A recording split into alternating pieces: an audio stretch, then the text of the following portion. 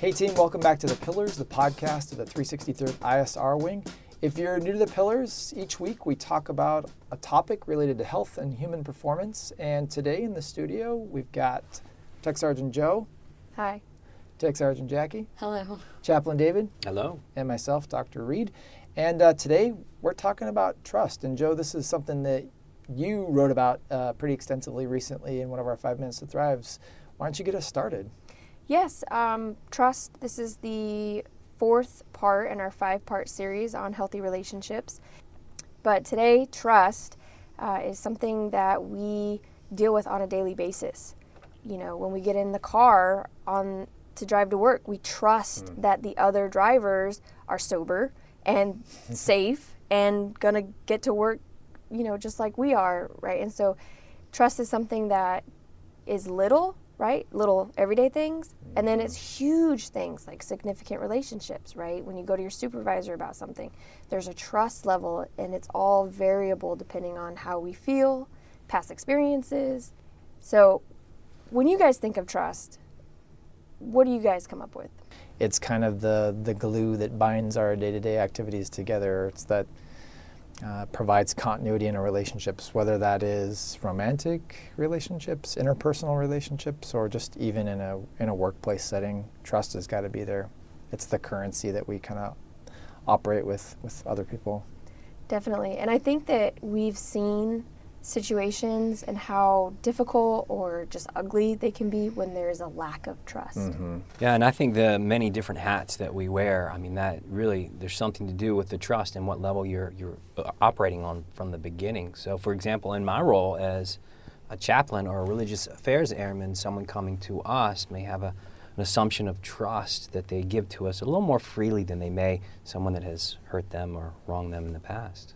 I'm glad you mentioned that, just that kind of professional level of trust that's, you know, for folks in the medical field, we do a lot to kind of, I would say, police ourselves so that we appear trustworthy to the public so that people will have confidence in us and want to come talk.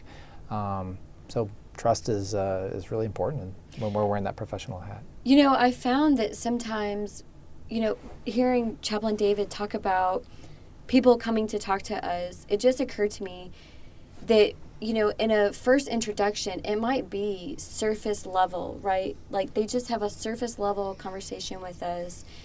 And we've probably experienced this, Joe, in coaching as well. You know, somebody wants to talk about something or they want to be coached on something and it's surface level because they haven't quite built that trust, right? Like you haven't proven yourself as someone that they can trust to talk about big stuff. So the first conversation may be, and even with a new subordinate or a new supervisor, that first conversation may be very surface level, but as we prove that we're trustworthy and we're a good source of trust, people may then escalate the things that they're willing to talk to us about. I think that's so important. That's definitely been my observation as a therapist, right? So someone comes into the office and chances are they've been holding on to whatever it is they want to say for some time. And sometimes what you'll experience is people will come in and kind of drop that information that they've been holding on to because it's burdensome and it's heavy.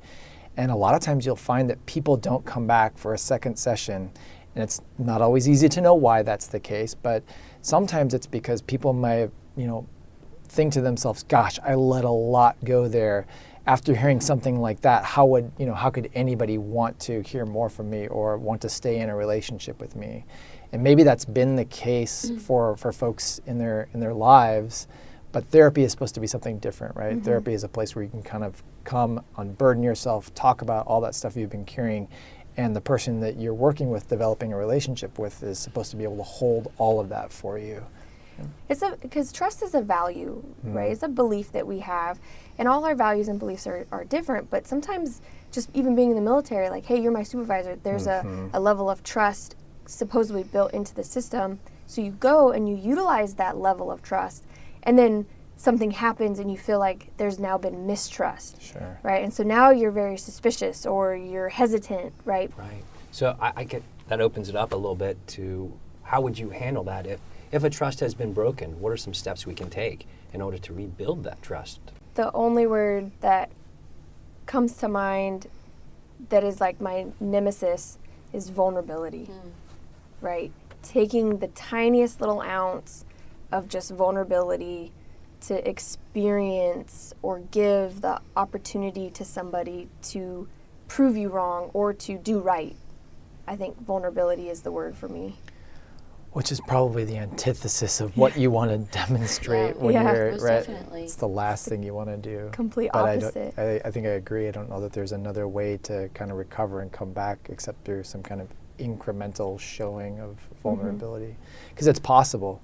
If you've been burned in the past, it's possible that when you're showing those kind of ugly or not so shiny parts of yourself, which will happen inevitably in the context of any relationship, whether that's a romantic relationship or a work relationship, people are going to see the not so beautiful parts of you, right?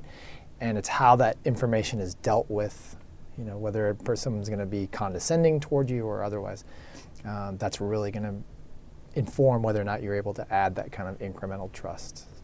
But I think it's on both parts, right? Both parties. Yeah. So if you are the burner or you who did the burning, it takes both people to rebuild that trust. It's not just on the person who, maybe wronged another person to essentially beg for that trust, because how is that making them feel, right? Like that's not a good feeling, to feel like I'm constantly working for your trust and you're giving me nothing, like you're not meeting me where I am. But also on the person who feels they've been wronged, it goes on both sides. Like everybody of the party has to work to rebuild that trust. Otherwise, and both parties, I think, have to be vulnerable to, even if it's just incremental, like you said, it has to be done by both parts. Right, and I think there's a level of intentionality. It's one of my favorite words. You need to be intentional on both sides, and intentional in understanding that a trust has been broken, and if you're the one that's done the breaking the trust, that you need to take those baby steps or show a pattern of consistency. And in the same way, taking that first step of vulnerability if you're the one that's been burned.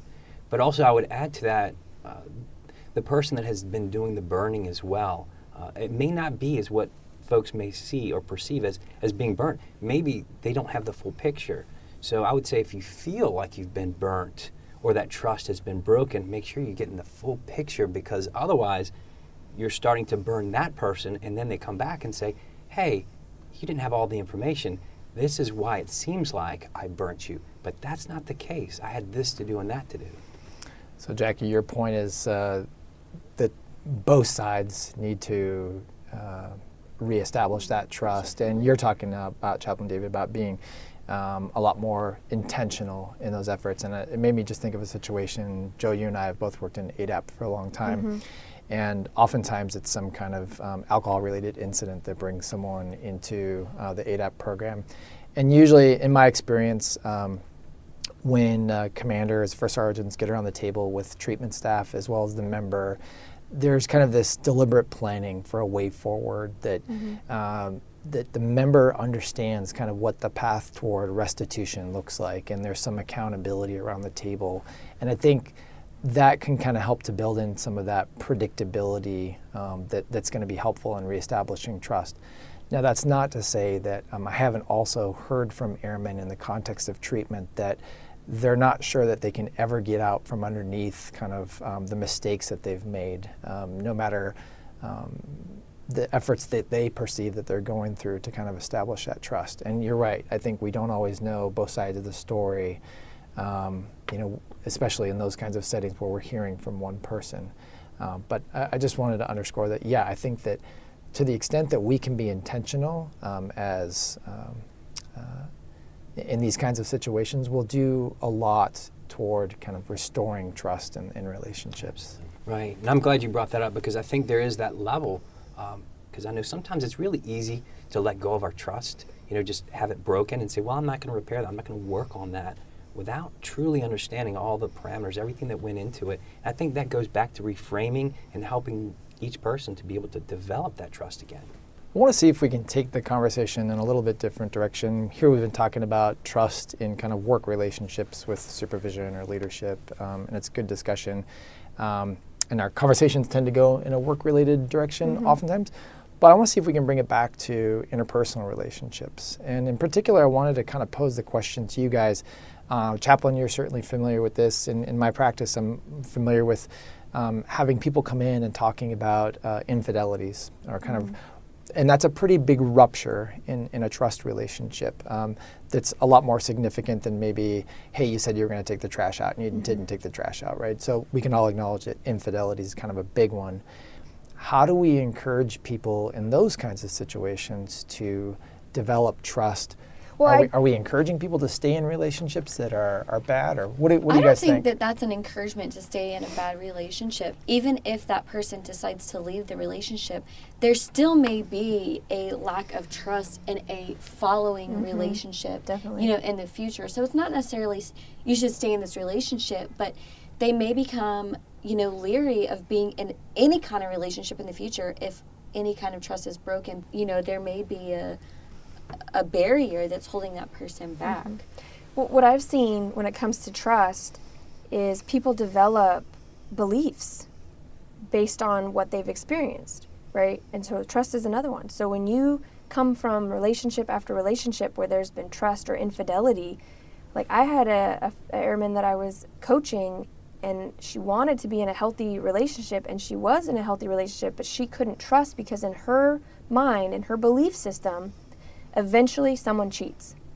And overcoming that was so difficult because what she had created for trust as a belief was eventually it's going to happen. So let's just sabotage now so I'm not hurt later. On that note, if you make a decision to anyone to stay in a relationship or have a relationship, you almost have to, in order to have a successful relationship, you have to almost force yourself to remove those barriers. And that's not to say it's easy, but it is possible. You have to become vulnerable to get rid of those barriers and think about, what do I really want? What is impeding me from having this great relationship? What am I doing to contribute to not feeling like I can trust? Well, and that's interesting that you're talking about from the person's perspective, right? So internal growth and kind of some of that insight. But it's so easy to just look out and just project, right? They're untrustworthy because they did this to me, right? And so it's so easy to keep the vision out from yourself. So I love your point. Look within yourself. How are you contributing to this trust issue? I think you did a good job too of highlighting that fine line that people walk. We're trying to balance increasing our vulnerability again, and at the same time maintaining safety, whether that's physical safety or emotional safety. We are, and that can be really difficult. And it just means probably that the efforts are going to be painstaking and slow. And when there's been a rupture in the relationship, you've probably seen this when you're talking with people. There's a desire, kind of like with children, right? When they get in trouble, they want to restore. They want to be in their parents' good graces as soon as humanly possible. And parents want to grant that as well because they want the good juju to be going in their relationship again. But when there's been a significant rupture, like an infidelity or something like that, it may be that one or both people wants to get back into each other's good graces sooner rather than later. But there's probably some wisdom in taking the slower road and kind of rebuilding that trust. And that means you're going to have to sit with some discomfort for a while. But ultimately, if the relationship is going to thrive again, or maybe thrive for the first time, you're going to have to be very intentional about it, to use the word that you used, Chaplain David. And you might have to sit with some significant discomfort as you wade through that process. I mean, inevitably it can be done, right? I think everybody has been through some kind of, even as small as you can imagine, relationship where maybe trust was broken a little bit. But it is a possibility, and trust can be rebuilt even once it's been broken. And is it worth it? I mean, what do you guys think? Is all that effort worth it in the end? I think it is if it's towards someone or something that is giving that same level of effort back. Like you had mentioned, it's a two-way street. It doesn't do anybody good if they're trusting their significant other, who then it was maybe the person who had the infidelity, but doesn't grasp the seriousness. They're like, you should get over it, right? Right. So Or continues, right? Definitely. And so I think that is part of that idea of, choosing to trust, sitting in that discomfort, but then making sure that when you're doing that, it's with the level of trust that you're receiving back. Yeah, I think the idea behind individuals, and we're using the case of infidelity within a marriage, but using that as an example, both have to come together and determine what they truly want. Mm-hmm. And once they have that clarity, and as you had said, Dr. Reed, about the whole, I just want it fixed, Oh, yeah. whether it be just because I don't want anybody to know we're having issues and I don't really want it, or I just want the yelling to stop. Some people may just say whatever it takes. But I think getting to the very core of it, what is it that you both want? And then setting up those progressive steps of trust. It's got to be seen. Words are cheap. One of my favorite pieces of musical theater, because I do like musical theater. I'm Oh, not boy. afraid to admit that to the listening audience. We appreciate your openness. I Why- appreciate your vulnerability Thank you. and Yes. honesty. And Thank you. And you have our trust. We trust Trustworthiness. that we won't make fun Wow. of that later. That felt Wow. really good. It all came That's together. really shut me down really quick. Yeah. Okay. I had to say it before you got your shots in. I know. I appreciate Thanks, it. musical theater. Yes. So the Music Man, I don't know how familiar you are with the Music Man, but there's a character in there, Marion the librarian, and we learned that Marion has been burned in a relationship in the past. There's not a lot of time spent talking about it, and the phrase "sadder but wiser" comes out of that musical in describing kind of her approach to life now. She's been through some stuff. She's sadder as a result, but she's got some wisdom that she's going to take with her as she moves forward into relationships. In this case, it's with a traveling snake oil salesman that she's trying to develop this relationship of trust with. So she's sadder and wiser. But I think for me, the implication means she's going forward with life. And where I see people make a mistake, and it's not that I don't understand it and I don't want to come off judgmental, is that some people will err on the side of, I'm never going to trust again.